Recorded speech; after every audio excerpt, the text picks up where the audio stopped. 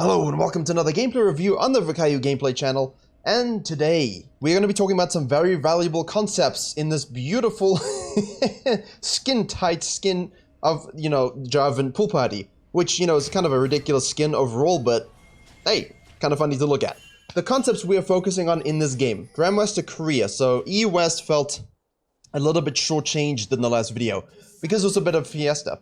But the Olaf game was NA, and that was also a fiesta. So what you're learning is that every region has their own version of fundamental lapses and ignite TP Camille. So, we had the TP Smite Sejuani. Why not throw this in as well?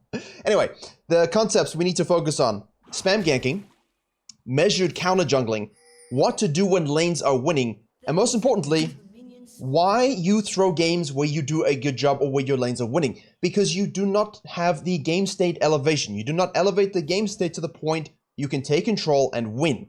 Now, as a jungler, how do we do that while having, of course, the highest kill participation, as well as being the better jungler by a significant margin? And all memes aside, okay, because it's not always jungle diff, and the better jungler doesn't always win. But sometimes, it's a very clear-cut case of, you know what? I just got out-jungled, and you have to admit it. So Jarvan here, you'll see the runes. We're going with an attack speed conqueror page. We have the last stand, obviously a very, very valuable rune. No one dare argue with Forest Within about that, because he will die on the hill of last stand being superior in every way. Plus the Cosmic Insight and Booties, which is just a Korean standard at this point. The utility of the speed, the free boots, as well as obviously having haste with the Cosmic Insight is just too huge. Now at this point you're saying, right, the Jarvan did a blue grump wolves. Okay? Kite it out, get the wolf camp. This is unusual for a Jarvan. Normally at this point, in most of your games, you're looking for some kind of impact. 3 camp into a gank. Maybe we want to do a blue grump red, oopsie, into a top lane gank. And as such, because the Jax can do very well into Camille, and he has shoved this first wave, okay, because he didn't have to leash either, he is already detaching down to ward. Now this is just basic laning, as we talked about in the last video. Great, I'm now protected against a buff Grump Jarvan. Good laners will always do this. Good Jarvans will know that and circumnavigate it with scatters and such, which he hasn't used.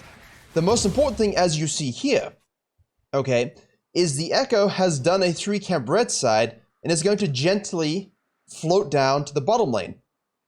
Red team has also warded for this, but they have huge prio and aren't really expecting it. So a lot of this plays into the initial mind games of the jungle, and that's why I chose this game specifically, okay? Because Jarvan's doing a bit more of a conservative clear. I don't think we have the full zoom. Hold up. Let me give you guys a full zoom. There we go. Much better perspective. Echo's gonna go bottom lane. He is scanning and clearing that vision, and now ganking anyway. So they've tried to back off, which they do successfully. Vision denied, but at the same time gank avoided. Worthy. The Jarvan at this point is done a 5 camp. A failed gank from an early jungler. Hold that thought. A failed gank from an early jungler should always be punished by you. Alright? I know it's frustrating that your lanes will die to this, but you always have to ask yourself, what can I do in that situation to punish him and take control of my own? To instill my own control on the map, I suppose is a better way of saying it. Because Camille gets the better of the Jax here as well. So Jarvan's next move, what would you do in your games here? A lot of you are probably thinking, Krugs, Scuttle, maybe try and gank mid if it's pushed. This is the wrong mindset. As soon as a jungler wastes time and handicaps himself in this situation, we must immediately head to their jungle and take things away. Watch lane prior, okay? Watch the Echo. What's going on in your mind at this point? Let me do the crab, alright? Because you have time, you're relaxed at this point. We want to make sure that this guy comes back top lane. We want to make sure that this guy stays in lane. And you know the Echo, because he stayed so long bottom lane, is going to secure this crab. So we have time to take this and then take his blue. The Jax also TP'd up. And now we do blue. And now we see Echo going mid lane. Who could have predicted this savant level gank? Oh no, it's so unpredictable. Yeah, mid laners as well, come on. Like this, you gotta avoid. The gank pathing here isn't the best. He's looping back into the jungle. You know he's going to arrive. So as a Jarvan, right, We've got a top laner that's ahead that has TP advantage. We've got the Anivia who's controlling the mid lane, very strong champion at the moment. And we have a bottom lane that has survived 2 ganks while maintaining all 4 of their sums. Christmas. Almost literally. Take the blue, kite it out just in case the guy decides to hop over. Slap another ward here, okay? The thing is, you got 2 wards now. So this guy is already big brain. He's thinking, no need to use my stuff early. I know what I'm going to do. I'm going to 5 camp. If the Echo does this, I can afford to counter gank him or counter jungle him at level 3. If he wastes time ganking bottom lane because I know they're going to push, I can counter jungle him and then leave 2 deep wards. Beautiful. All right. The Echo in the meantime hops over the wall to discover all is gone. This must be expected. There's no ways in a Grandmaster Challenger Korean game you are keeping your camps with that amount of time spent ganking early. It's ironic because you would anticipate the Jarvan to do that and the Echo to do the 5 camp. But as I always say, most of your elos get on the map. It's very important. However, this game is interesting more so in a different way than in the jungling ganking. Get in his face now. You're upper level, huge stats, avoid the stun. That's fine, you get slowed a little bit, no problem. Let's see if we can smite this away. We have it. Dun dun dun dun. Boom. Thank you very much. Mid lane rotates. Top lane rotates. Focus on this, alright?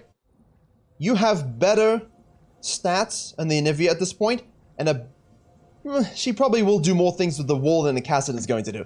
But you don't want to give double buffs to a Kassadin and things like that. So pay attention to the lanes. Chunk it, fully stack Conqueror, great. All we're looking to do.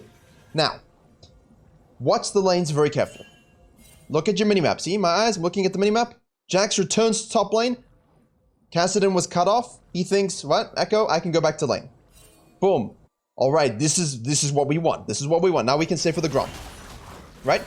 We don't have smite. Actually, we do have smite now. Does he get this one as well? Or does Echo get away with a thieving move?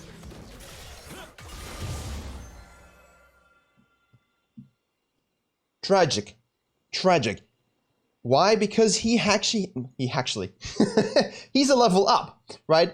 So your smite, even though the Echo can combine an EQ with the smite, it's not the same as a Jarvan's poking it with his flag and smiting as well with a higher number. So this is horrific for the Echo. What should he have done here?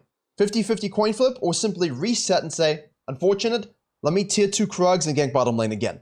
That's probably a better move. This is just greed play because he's frustrated. Okay, he goes over the wall. Now he's forced to flash because of the EQ combo. Beautiful. This is excellent pressure. Why? Because he knows top lane is winning. Because he knows mid lane will be more useful in a fight, and Kassadin cannot afford to give away that much time chasing a Jarvan. You're not going to beat anyway. So this is great. Now you disrespect him, alright? You can look for a dive here, but again, you have to be very careful because it is a Jax. He then flashes out, which he hadn't lost yet. Good. That's fine. If the Camille chooses to stick around and fight it, on her, you are very low. Your bottom lane manages to get kills as well.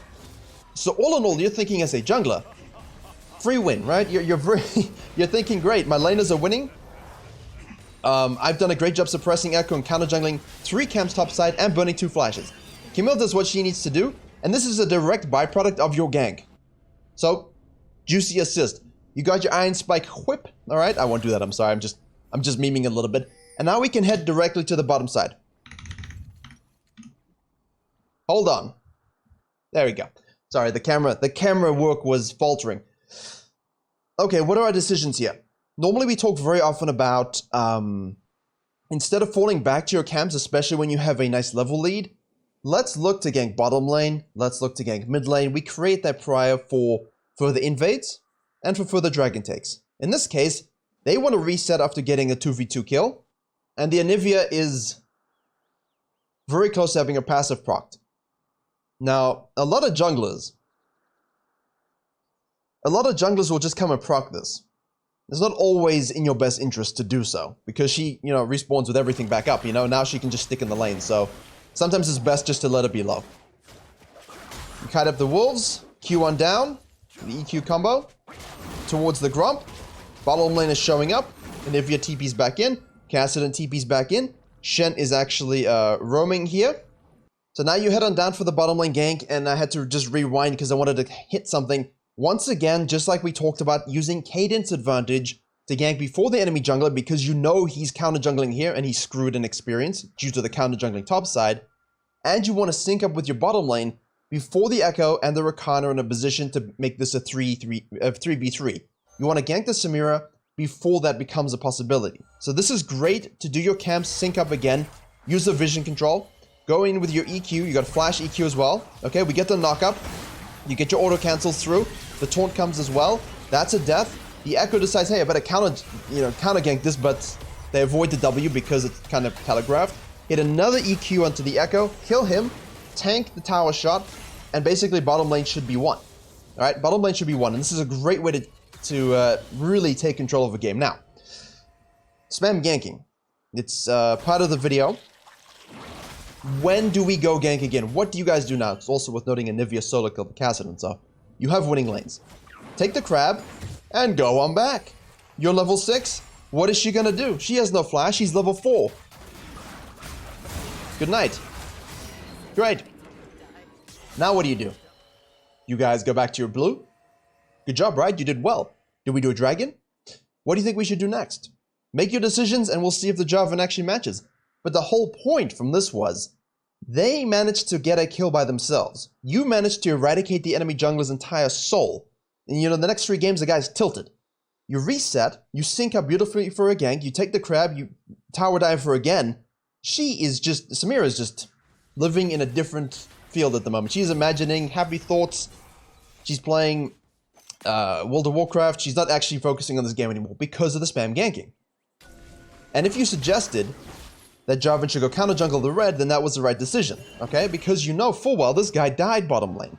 So, what was the Echo's decision-making process in this case? Because you killed him here again. For Echo, he can either go directly to his red. Yes, he gets the red, but he's still very low. Or, he goes on up and takes a tier 2 Grump and a tier 2 Wolf. That means the second spawn of Wolf and the second spawn of Grump, which is huge experience for him, worth way more than the red, okay? And the Jarvan goes and invades, knowing that 1, if he does show up, I kill him, and I have bot prio. 2, if he is topside, we know exactly where he is, so he pings it through, which is what he did. Jax kills the Camille, which is, you know, for the Echo, mentally, 50-50. I'm really happy my laner killed the Camille, but I really wanted to actually get on that gank and get something. And now the Jarvan, because he knows the Echo's on the top side 100%, okay, is going to go dive the bottom lane. Now, the most important thing about about this dive that you're going to do with your 6, the minion wave, okay? They are mirrored, which means the other one is here, okay? Going to be crossing this gap. They're going to be crossing the gaps approximately the same time. So what you need to make sure is if you walk in front here, the minions will give the vision away. Right there. So you need to pay very close attention to that. And you'll notice our handsome swimsuit wearing umbrella toting jungler avoided that. With a simple EQ combo, or a plant actually, it EQ'd it. And he did it so he could beat this.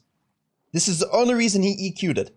He could have also just done the wall, but he wanted to get the vision, so he EQs this to avoid the vision. That's tight, but he did it just in time. So it's good. And now you're safely positioned. Samira, you're back to lane again. Let me just ult. There you go. The Shen dies, but I mean,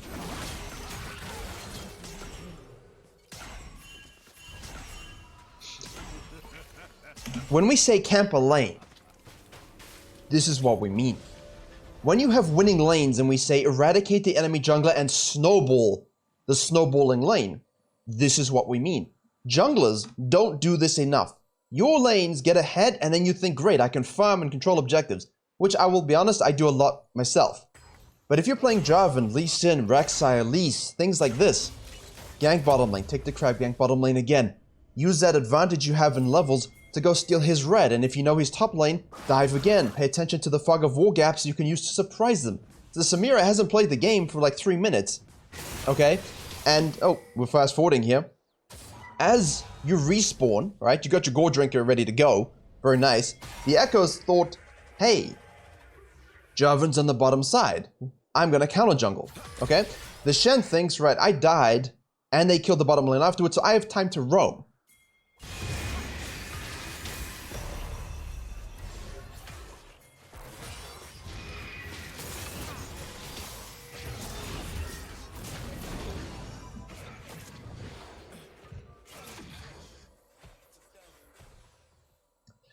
Good League of Legends.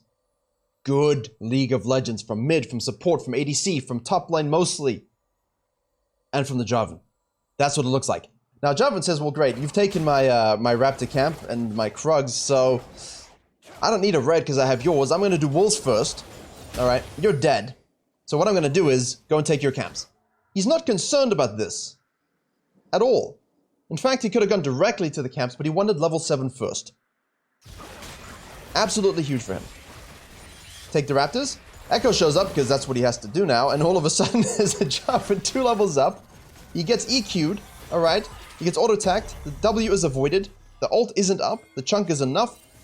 The mid laners are fighting. The passive is triggered. He says, hold on there, let me just take you out.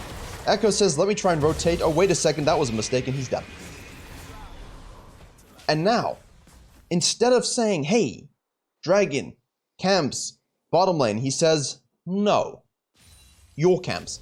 This is what it means to completely annihilate an enemy jungler.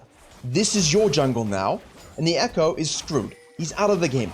All because of 2 wasted ganks in the bottom lane with good vision control that protected them, and the fact that the Jarvan had great counter jungling to get a level up, so he could outsmite him, and then use that prior to camp the hell out of bottom lane, and now the Echo is just in a tragic case of depression. It's just really unfortunate. Look at this. He has to be on Krugs, and the Jarvan pings it. If there's any sort of vision as well, just keep your eyes on the map. Now what do? Right? We don't have objective control, but the objective control now is really, really easy to secure. You've got a fight going on the top lane here, and Jarvan is just going to roll on up after taking the crab. The Camille baits it in, baits in the fight beforehand, and so kites down into the river afterwards, getting the Jax to chase her. Jarvan comes in with the ultimate. It's nice.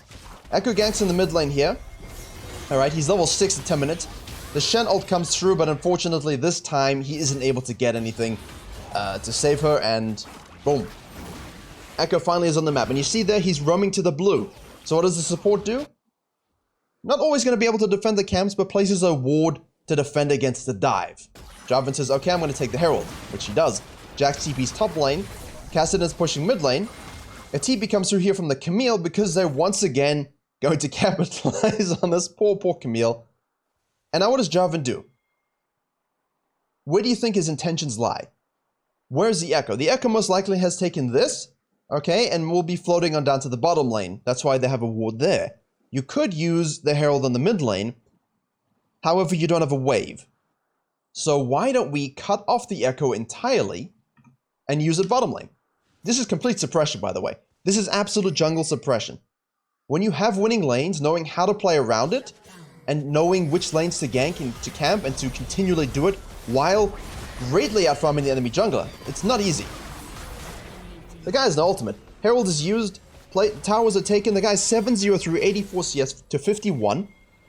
Wow. And it doesn't even feel like it. It doesn't feel like it to me that he has 84 CS.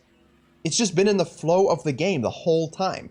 Now, say you do all of this, and this is the big step forward, right? Say you've done all of this now.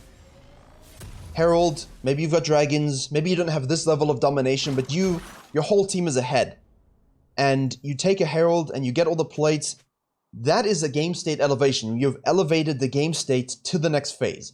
Okay, the enemy team is not ready to handle you in this area of the game. So, down we go. Take the Raptor camp. I think in this case, he might be leaving the red for the misfortune. I would argue that it could be good to take the red buff as well.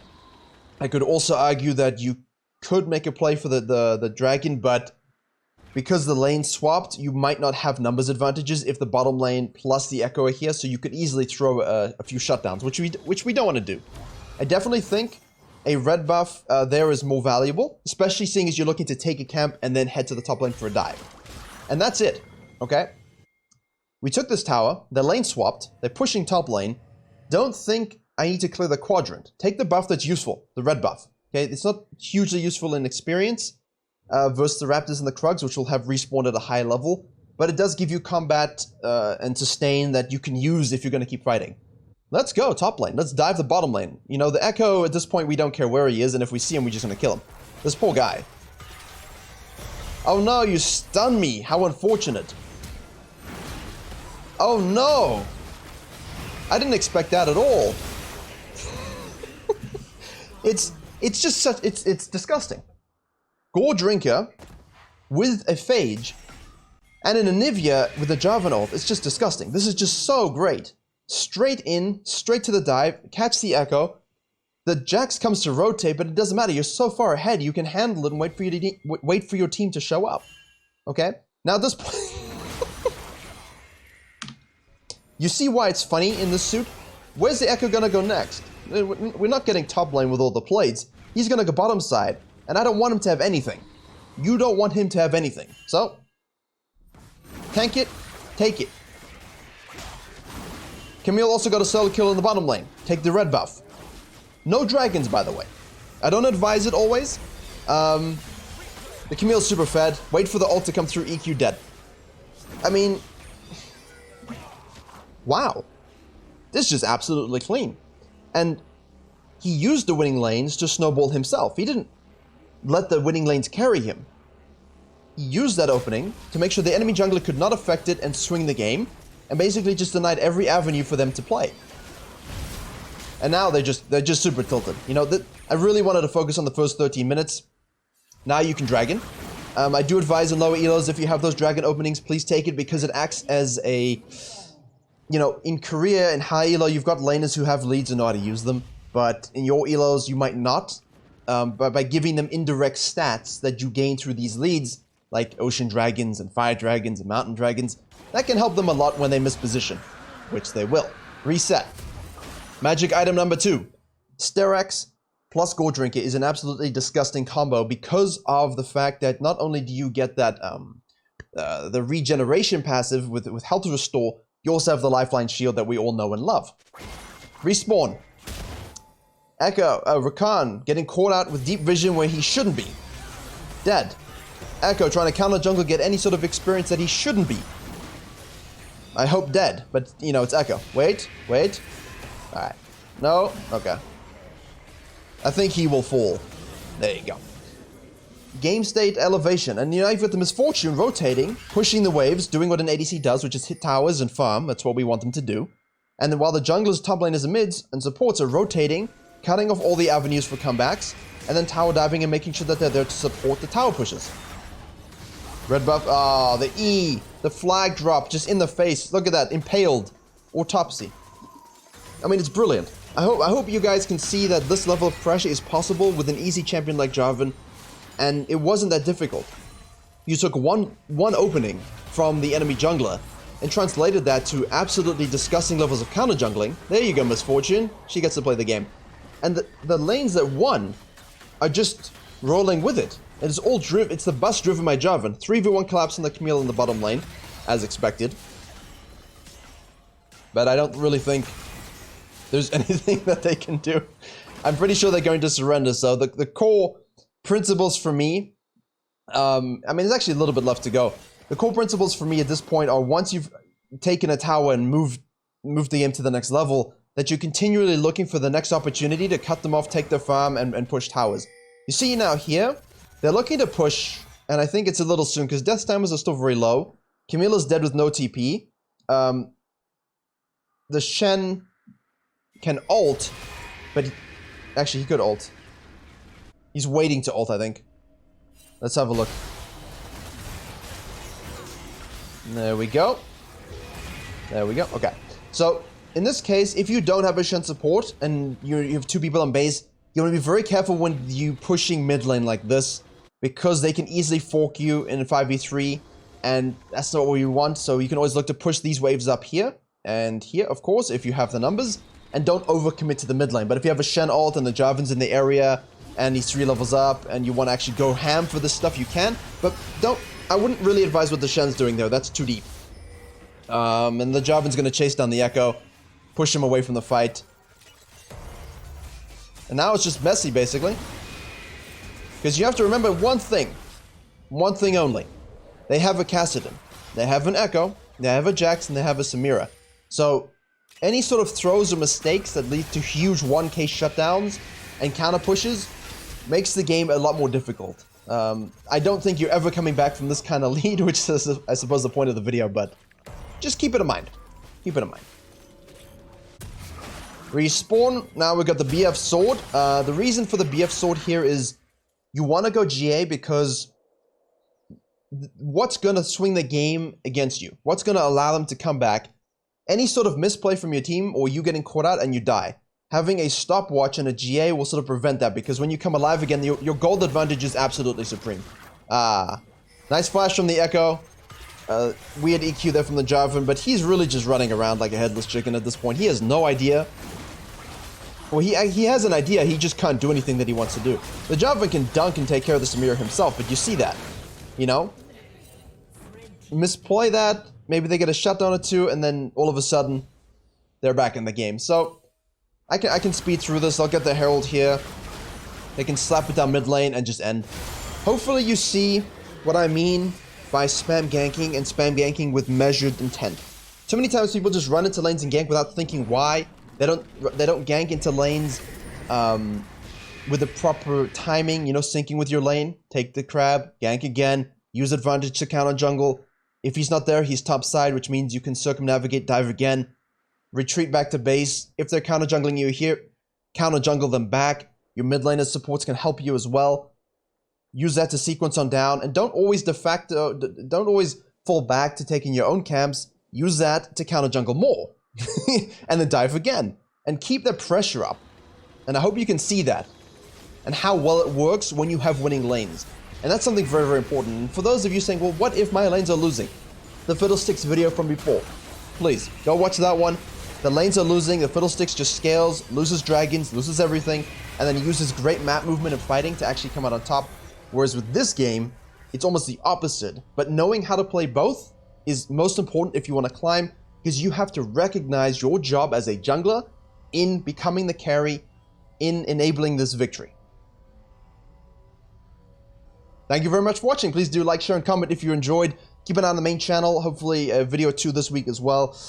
And I will see you all in the next video.